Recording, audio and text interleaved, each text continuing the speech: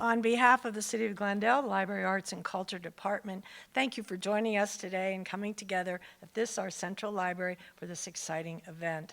I love learning about Glendale's history as well, as I'm not a Glendalian by birth. I'm from the East Coast, but it's not every day that we get to hear firsthand accounts of what life was like in the early days of our great city. Mr. Paul Ignatius, I'm happy that you're here to share your stories and experiences with all of us. And what a tribute to you that so many have traveled from so far, far and wide, to be here to honor you. And that speaks volumes about your importance and your legacy. So thank you so much for being here, for everyone that has traveled this far to be here as well.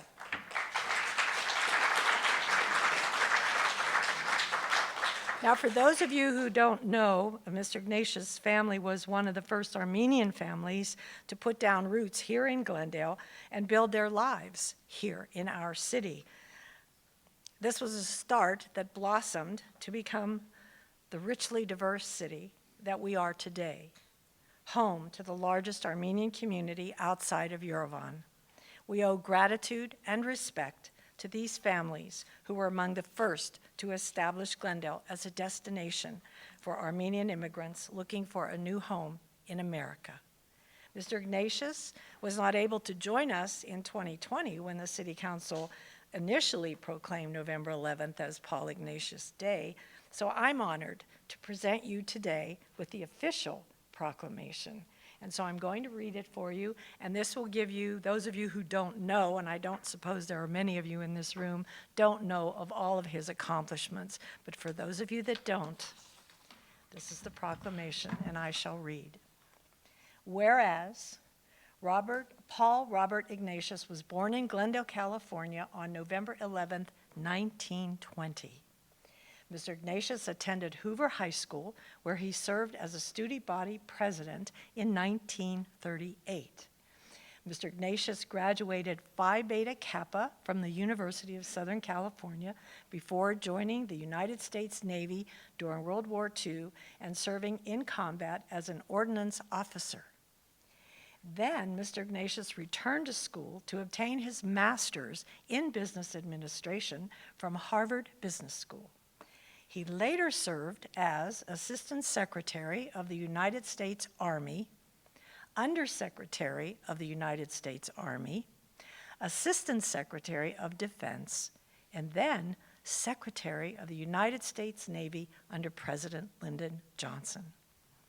Mr. Ignatius also served as both President and Executive Vice President of the Washington Post newspaper.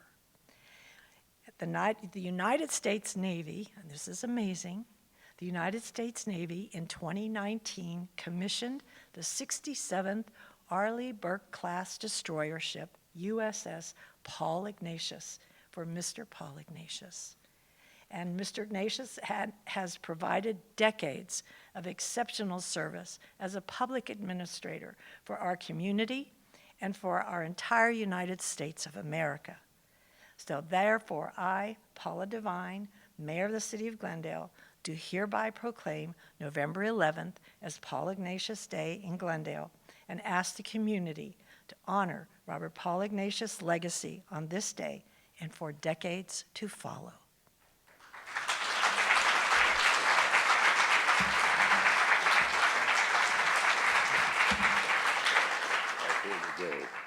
So I thank you all for coming, and let me say it's been, it's been 80 years since I've lived in Glendale, but I carry with me always the fondest memories of my time here in the 1920s and 1930s. I have just the happiest recollections of those years here, and I think I'm particularly grateful to the schools. I can't tell you how much I appreciated the public schooling at Hoover High School, Elmer Toll, Mark Keppel, Eugene Field. Talk about some of my teachers a little bit later. So what I'm going to ask you to do is think back with me in the old days a little bit. When you get an old guy like me, you tend to look back a little bit nostalgically, but maybe some of what I have to say has some relevance to our situations today. Now I'm going to see if I can handle all this technology here. This is how my family began in Glendale. That's my grandfather, Abadis Matios Jamgochin.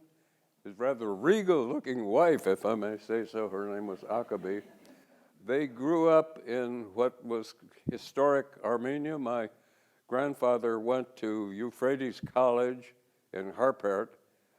He spoke English and translated a lot of British poetry into Armenian, and he wrote some poetry of his own with some words like freedom and liberty, and he got into real trouble with the Ottoman authorities. And the family packed him off to Manchester, England, which was the center of the British cotton industry. And his family were distributed throughout the Ottoman Empire, distributors of Manchester cotton, so they had a lot of connections and friends there. And he went with my mother, Elisa, and her very, very younger brother, Matthew, and lived in England for 20, 22 or 3 years, became a British subject, actually, in 1909, and everything was fine except the weather, which was disagreeable for him. And when he knew about Southern California and the orange trees and the sunshine, he decided to pack up everybody. And when I mean packing up, he packed up my mother's piano, he packed up a billiard table, he packed up furniture. He was told there, you couldn't find much in California, he was told. And they came over on the Lusitania, traveled across the country, and he bought land in a place called Tropico, which is just down near San Fernando Road. It was a rural area. I think they grew strawberries and other things. It was incorporated into the city of Glendale around 1919, thereabouts. And he built a wonderful house. I think we've got a picture of that house. Isn't that a nice place? And next to it was a tennis court, and that's my mother, Elisa. You think Nike could sell that tennis dress today? I must say it was a little bit more modest, wasn't it, in those days? And notice that wooden tennis racket. She was a pianist. She went to the School of Music at the University of Southern California. This is Tropico, I guess, in the old days, 1910. You can see it's quite rural, and not today, though. These are a map of the boundaries of Tropico. This is Edward Weston, one of the most distinguished citizens of Glendale. He lived in Tropico, very near where my grandfather lived. My mother gave him one of his first exhibits when he was a young man, but he became one of the great photographic artists of the 20th century, along with Ansel Adams, Edward Steitch, and one or two others. There are several books about him. One book that was published by the Boston Museum of Fine Arts is about Edward Weston's time in Tropico. It may be that Gary has that in your library here, I don't know. When my uncle married his bride, my Aunt Eugenie, Edward Weston made the wedding pictures, so that's kind of a nice family archive to have. This is Weston's studio somewhere in Tropico. It's not going to win any architectural award, but he was a remarkably artistic photographer. His work is just something wonderful to look at. Los Feliz in San Fernando, this is sort of where, near Tropico, My Uncle Matthew lived at the end. Los Feliz terminates at Glendale Avenue, I think, and then there's a short block called Road's End. And my Uncle Matthew had a house there, and he had a tennis court also. Why am I showing Nibley Park? Sad to say, that beautiful house in Tropico that I showed you burned down in 1927 when the family was away on vacation. And my grandfather bought a new house in the Rossmoyne area in a kind of hilly place just above Nibley Park. In fact, you could walk down a series of terraces from my grandfather's house on Rossmoyne Avenue directly to Nibley Park. And my uncles played there, and I used to play there as a boy on occasion. This is, again, at Nibley Park with my brother Joe. I'll talk a little bit about Joe a little bit later. That's my mother, Elisa, and my father. I won't tell you who that kid with all the hair is. Those were the days. I think I must have been about 3 years old or so. My father came to this country in 1903. He, like my grandfather, had gone to Euphrates College. He came to this country and went to a business college in New York, and then went to West Virginia and was manager of a glass factory there, and he joined the Shriners and made a trip to Southern California, and happened to meet my grandfather and his daughter Elisa, and he decided that California was the place where he wanted to be, and he packed up everything and moved out here and went to work initially for a man named Mr. Enfiagian, who was an early rug dealer somewhere, and then before too long founded his own business and profited quite well during the 1920s, but like a lot of people, lost much of what he had in the 1929 stock crash. My sister once told my father that he was lucky to have come to America. And my father broke into a big smile and said, "America is lucky to have me."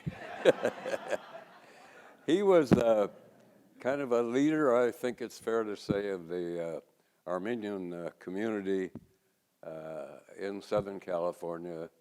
He and my mother started something called the Armenian Allied Arts Association, and he helped to get established that home for elderly people with a museum attached out in the San Fernando Valley. And my grandmother's beautiful wedding gown with gold thread made just for her marriage in the old country we donated to that museum. It's on exhibit. It's really quite beautiful. This is this high school, which is where the library now is, isn't it? Am I right, Gary?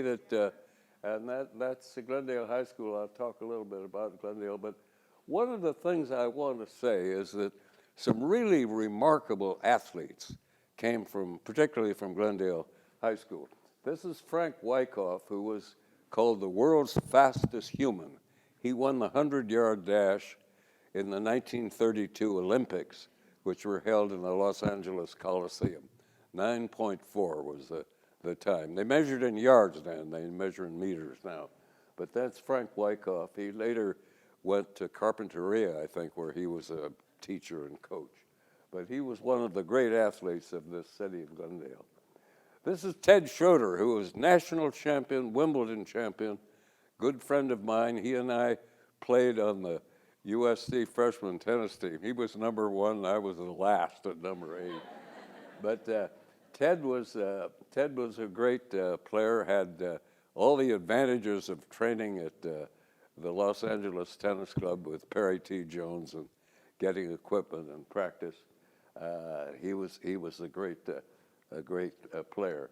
And his most memorable match, in my opinion, was this young man named Pancho Gonzalez, who grew up in public courts at Exposition Park and other places, kind of taught himself while Ted had all of the advantages of the LA Tennis Club. And in a thrilling 5-set match for the United States Championships in 1949, Gonzalez beat Schroeder. And while I was somewhat unhappy because Ted was my friend, I thought it was a great thing for tennis. Here's someone who grew up on the public parks, and it helped to shed that atmosphere of white flannels and country club atmosphere and all that stuff of the game of tennis. So we owe a lot to Pancho Gonzalez. Here's another athlete from Hoover High School this time, who became a renowned surgeon in Palo Alto, played tennis at Hoover and in college, but blossomed as a senior player and won 8 national championships in 2 amazing victories over the legendary Bobby Riggs, who has been the Wimbledon and the U.S. champion. And I'm happy to say it's my younger brother, Dr. Joe Ignatius. That's he beat me when I was older than him, and then later when my daughter started beating me, that was really even harder to take. But tennis has been a big thing in our family. Sarah was the #1 junior player in Washington, #2 in the Atlantic States. Joe, as I said, had a number of national championships. This is Frankie Albert from Glendale High School. Number 13 was the jersey he wore. He was president of the student body as well as a top athlete. And he went to Stanford, and the modern game of football was patterned after Frankie Albert. His coach at Stanford, Clark Shaughnessy, saw great talent in Albert, and before then, the ball was hiked by the center back to the quarterback, but Shaughnessy, working with Albert, changed the game to what was called the T formation, where the quarterback bent over the center, and the center handed the ball to the quarterback. And that's how modern football is played today, and it began with Frankie Albert at Stanford, and then later he quarterbacked the 49ers, another product of Glendale High School. Now, why is Jackie Robinson here? He didn't go to Hoover, didn't go to Glendale, but he came to a track meet at Hoover sometime 1937, somewhere around there. He went to Muir Tech in the Pasadena area. And the school put a number of us to work helping out. I was measuring the broad jump. Jackie won the 100-yard dash. Other jumpers had taken their jumps at the pit, and Robinson walked over and took one mighty leap and landed 2.5 feet farther than anybody else. And as he started putting on his sweatsuit, he said to me, "Would you please tell me if anybody beats me, because I got to go run the 220. Well, so he went, he ran the 220, won it. Then he ran the winning last lap of the relay and went on to UCLA, played in all the major sports. And then, to his great credit and to Branch Rickey's credit of the Brooklyn Dodgers, he desegregated Major League Baseball. He became a star with the Brooklyn Dodgers. So that's why we've got here. He didn't go to one of our schools, but he came to a track meet at one of our schools. Great American. This is Hoover High School. Hoover started, I think, in the late 20s, and then there was the Long Beach earthquake in 32 or 33, and it did quite a lot of damage, particularly to the auditorium. We didn't have a use for the auditorium for several years while it was under repair. But that was my high school. I'll talk about that a little later. This is my sister, Helen Mary, who was always called Miggs. She, I have to say, was the most talented member of our family. She was a musician. She was a writer. She started out, spent a year at UCLA, and then transferred to Wellesley College. And You know, after 1 year there, she was elected to Phi Beta Kappa. Her best friend was a girl named Nancy Weisler, and when I went back to the Harvard Business School after the war, Meg said, I think you'd like to meet one of the members of my class.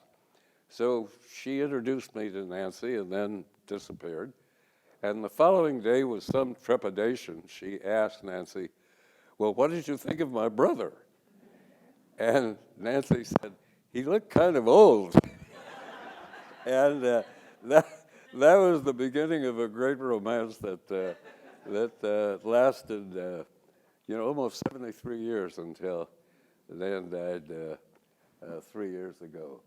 Many members of Meg's family are here today, and I'm glad they're able to join us. Now, Bob Wyan. During the Depression, Bob Wyan, a student at Glendale High School, took a course in cooking and then opened a six-stool diner on Colorado Boulevard, right near where we're seated today, and one day had a great vision. He said to himself, why don't I slice the bun in three? And invented the double-decker hamburger. And he called it Bob's Big Boy. And Ray Kroc, who started McDonald's, and now billions of McDonald's hamburgers called Big Macs are sold throughout the world. And Ray Kroc has acknowledged publicly that the Big Mac is the son of Bob Wyan's Big Boy. So there's another great achievement, Mayor Devine, for your city of Glendale. Oh my goodness, that's me. That's a great head of hair, I must say. I was interested in acting, and this was a play called The Tavern at Hoover. That was my family's house. That's my father standing at the doorway on North Columbus Avenue, just north of Kenneth Road. And he bought that house in 1925, I think it was. We lived in rented houses before then. But the area had been an apricot orchard before, and then was subdivided into lots for housing. And that's where my brother and sister and I grew up. Across the street, directly across the street, number 1521, was the Toll House. It was much bigger, much grander than the other houses in the area. Its owner, Charles Toll, was a banker. He had a chauffeur named Sherman who drove him to work in the morning and brought him back at night. And his wife, Eleanor J. Toll, was a community leader. And in her honor, the junior high school across the street from Hoover High School was named the Eleanor J. Toll School, and I had the privilege of going to that school. But it was a grand old house. It's still there. I think it's some kind of historic site in the city. Now, Grand Central Air Terminal. Another first. This was the West Coast terminus for transcontinental flights. Grand Central was initiated, if I remember right, around 1929, and really quite a place. It was eventually succeeded by LAX in Inglewood and what had been bean fields, but we've got several pictures. Here's the airplane landing. Another picture. There's an early transport plane. We were let out of school at Hoover to get to the airport one day when Charles Lindbergh and his wife, Anne Morrow Lindbergh, landed at Grand Central Airport. He was a national hero. He'd flown the Atlantic alone in 1927. And we were let out of school to be on hand to see him at the airport. At an earlier time, Amelia Earhart, the famous woman pilot, visited Glendale. And one day there was an interesting event. There was some daredevil glider pilot. I think his name was Hawley Bolus, if I remember right. And he was carried to a high altitude, released, and in his glider looped the loop 40 times before landing safely at Grand Central Airport, setting some kind of record, I'm sure. So Glendale can be proud of Grand Central Airport. There were a number of aviation-related companies there, and it played an important role in the development of American aviation. This is Amelia Earhart. I wasn't there that day, but I think that kind of airplane's called an autogyro. If anybody here is an expert on this, I think that's what they call that. I wasn't there that day, but the library found this quite remarkable photograph. She disappeared somewhere in the Pacific. We've never been just sure where or how, but she was really a heroic figure. Airplane. One of the reasons Grand Central was closed was because there were too many wires around, and we needed more open land. And as aviation grew in volume, the Federal Aviation Agency felt a new place was needed, and they moved to, this is a dirigible that landed at Grand Central Airport. Interesting things happen, like Holly Bullis I was talking about earlier. There'd be big events there. This is Brandon Broadway. That's a big bank there on the corner. Directly across the street on Broadway was Leffler's Barber Shop. And directly across Brand Boulevard, opposite the bank, was Cornwell and Kelty Hardware and Sporting Goods store, run by the family of a Hoover High School classmate of mine named Glenn Cornwell. You can see that's a streetcar coming down Grand Boulevard. We're going to look at some other pictures also. There's the streetcars again. This is Grand Boulevard in the 20s. That streetcar doesn't say Desire, it says Los Angeles. Went all the way down Brand Boulevard into Los Angeles. They called the big red cars Pacific Electric. There's another photo of it.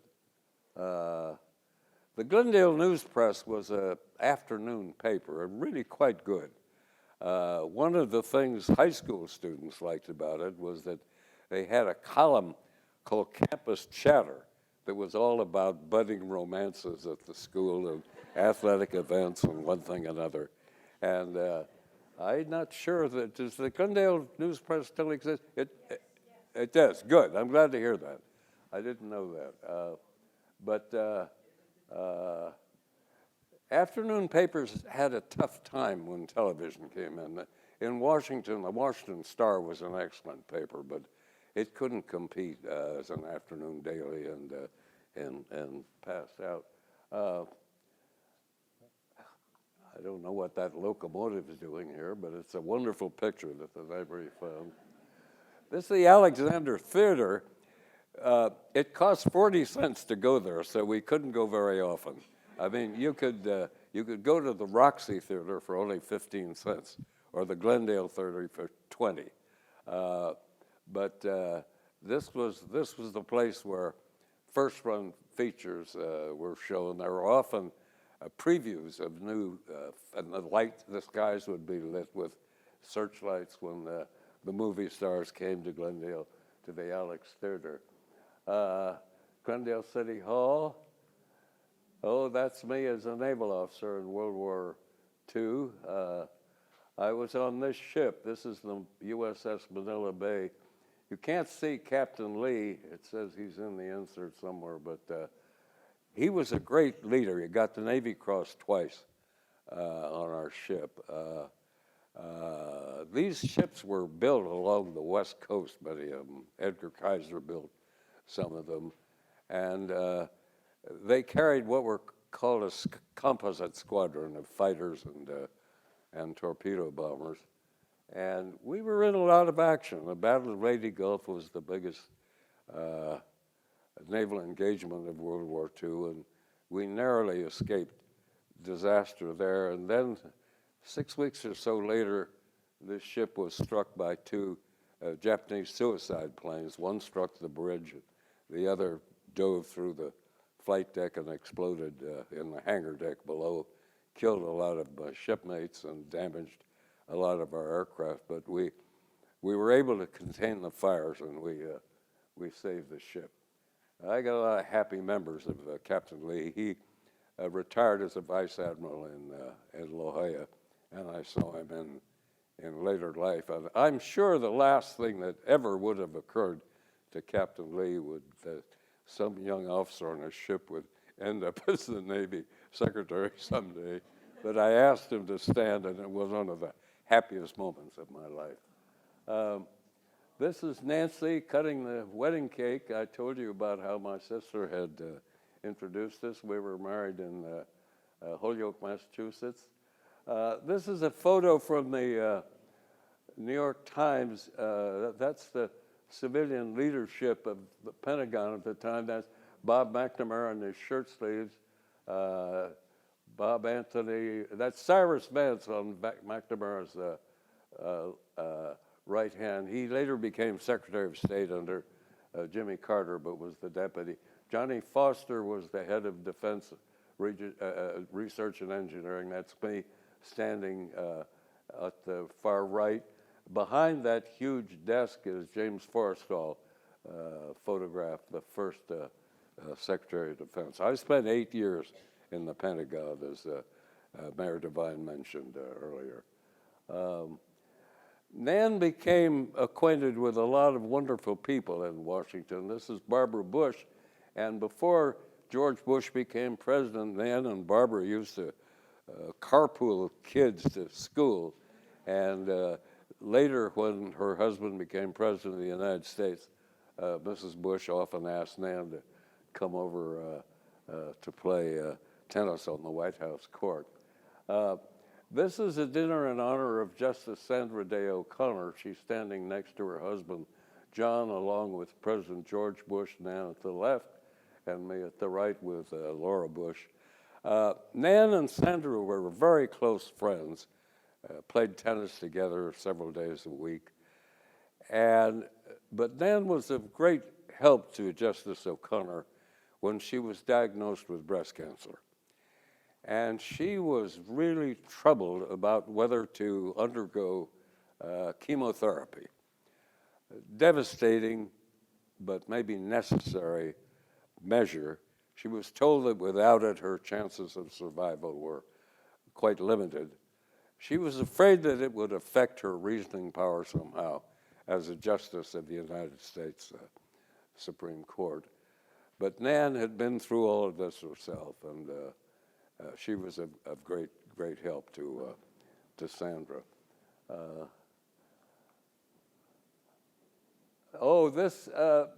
The Secretary of the Navy asked me over to lunch one day. It was 4 or 5 years ago, and we talked about this and that. And when the lunch was about over, he said, "Oh, by the way, I'm going to name a ship after you." I said, "What?"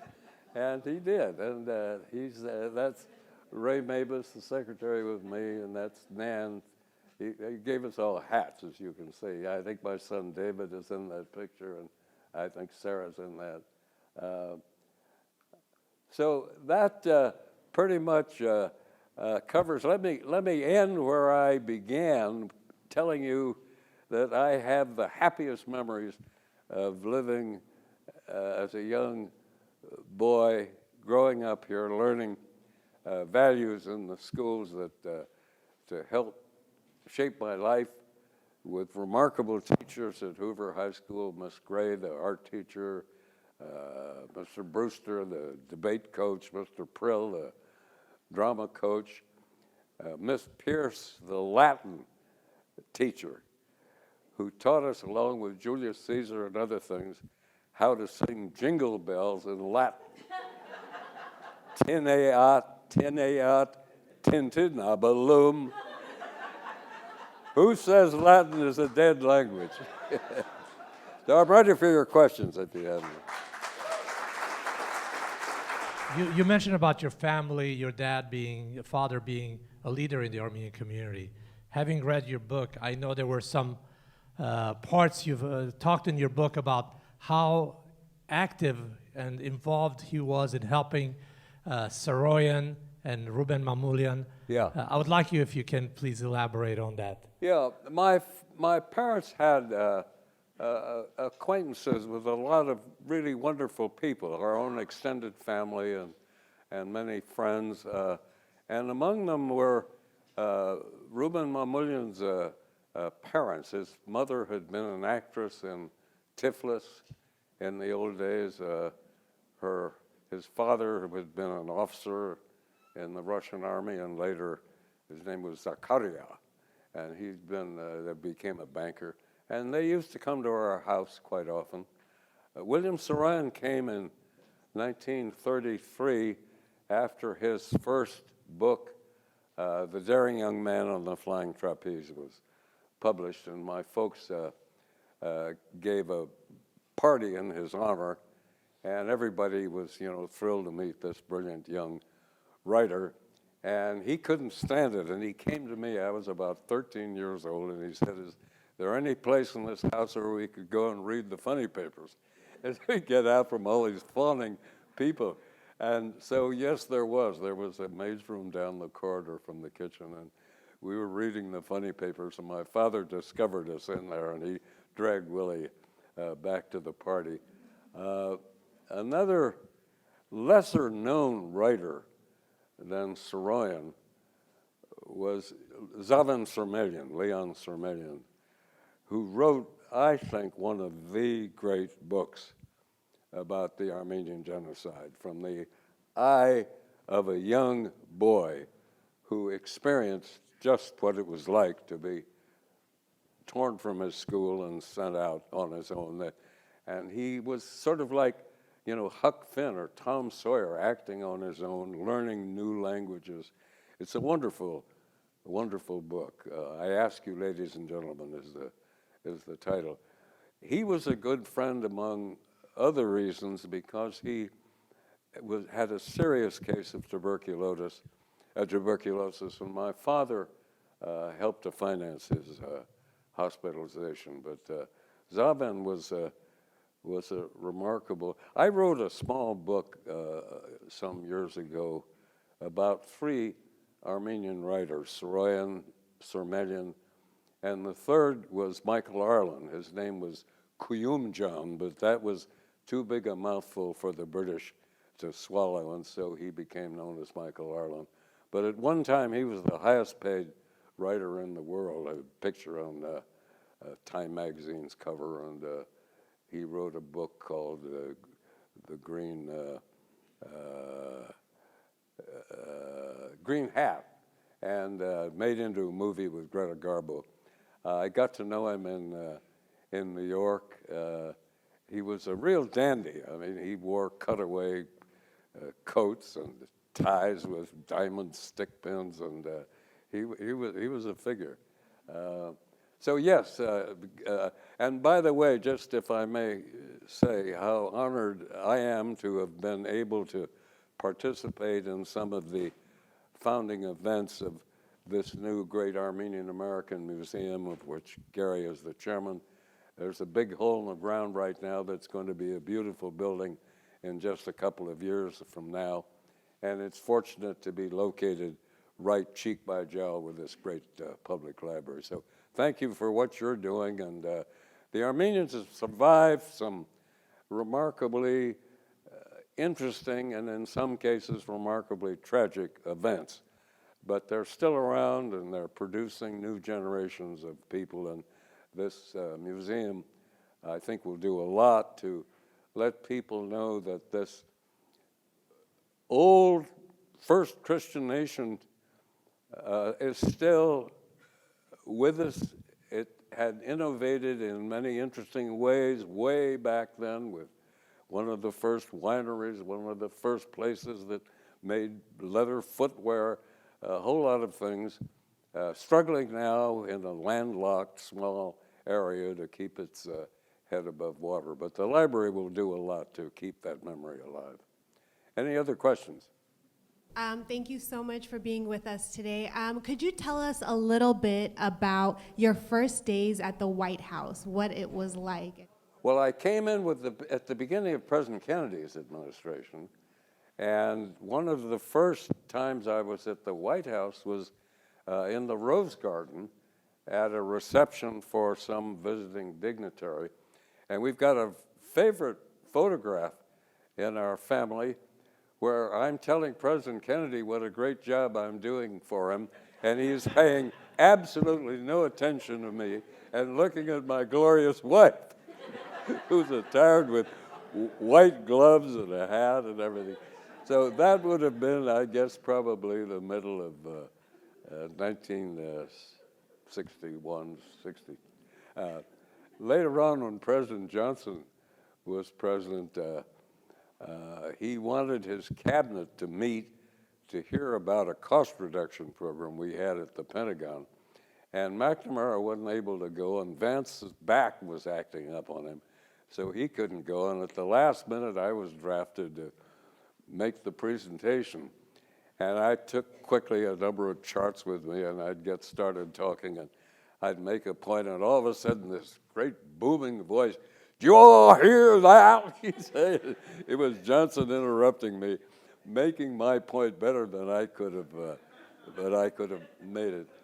He was a powerful man in person, rather boring, I thought, on television, but he was something when he was standing, 6 inches before you and saying how I need your vote and you're going to be famous if you vote for me on this. I mean, he was something. Any other questions? So when you were in high school or even college and you wanted to take somebody out on a date, what were the best activities or places to go in Glendale? I was interested in acting, and I'd been in school plays, and Mrs. Mamoulian told her son Ruben that if he ever had any small little parts for a boy in his movies, he ought to get me. And I was in 3 of his movies. If you blinked your eyes, you'd probably miss me because they weren't big parts. But the first was called Becky Sharp. It was the first Technicolor full-length movie. Miriam Hopkins was the star of it. And there'd been an earlier Technicolor movie, but it was a short subject called La Cucaracha with a Spanish dancer. Then the big full-length movie was Becky Sharp. And then I was in something called The Gay Desperado. Gay meant happy in those days. And it was about a opera star, Nino Martini, and I was a Mexican kid in it for a day. And then finally, a movie called High, Wide, and Handsome, where Randolph Scott is about to consummate his marriage with Irene Dunn, when a young kid standing outdoors in the rain says, "Mr. Cortlandt, Mr. Cortlandt," and the kid was me. And I was telling him to get out to the oil fields in Pennsylvania because some bad guys were taking over the claim. And Irene Dunn's father ran a small circus, and they got some elephants to attack some of these. You can see why the picture didn't make any money. But it had some great tunes in it. So that was the third. I saw Mamoulian in Boston when Oklahoma was trying out before it premiered in New York. It was called Away We Go originally, and they changed the name to Oklahoma when the new song Oklahoma was written. But that changed American musicals. Before Oklahoma, there'd be drama, and then the drama would stop and somebody'd sing a song. And Mamoulian integrated the music with the drama in ways that hadn't been done before, and he did this in Carousel. He made Queen Christina with Greta Garbo. But his triumph was Porgy and Bess. He originally directed Porgy, but then the musical opera, Porgy and Bess. And one interesting thing, here's this opera about American black folks growing up in South Carolina. and showing the diversity of our wonderful country.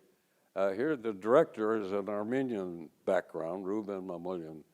The composers are both of Jewish faith, George and Ira Gershwin. The scene designer was a Russian, and Alexander Smolins from, I think, St. Petersburg, I think, was the conductor. So you had this ethnic diversity around an American theme, and it's sort of what this country's all about how from many we are one, and we shouldn't forget that. Given your Armenian ancestry, what was, during your extensive military career, was there anything that you can think of that influenced your experiences during your military career? I don't think I can honestly say that my Armenian background influenced my work as a Defense Department official. I was influenced by loving parents, good teachers, wonderful education, and a lot of experience. One thing I didn't mention about Hoover High School, if we have one more minute, Gary, there were 3 of us from Hoover, Sterling Livingston, Harry Haig, and I, who went on to USC and then the Harvard Business School. And in June of 1950, we formed a management consulting firm called Harbridge House. And I did a lot of work on Defense Department issues, including the Polaris program, working at Lockheed in Sunnyvale, Aerojet, other places like that. And over a 10 or 11-year period, I gained a lot of experience and knowledge in national defense matters. And it was that experience that brought me into the Pentagon and President Kennedy's administration. So I'm proud of my Armenian heritage, and I'm grateful for all of the experiences that I've had, including a trip to Armenia with 2 of my children. I can't say that Armenian per se and in any way directly influenced me. Well, thank you. We have a small token of thanks for you being here today and something to take home. So we crafted a sign to honor you. It's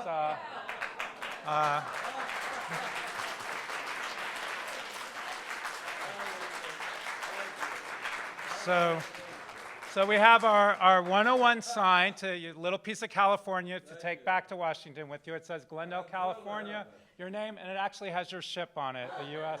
Paul Ignatius. So anyway, so we'll get a picture of that. But thank you so much, everyone, for being here today.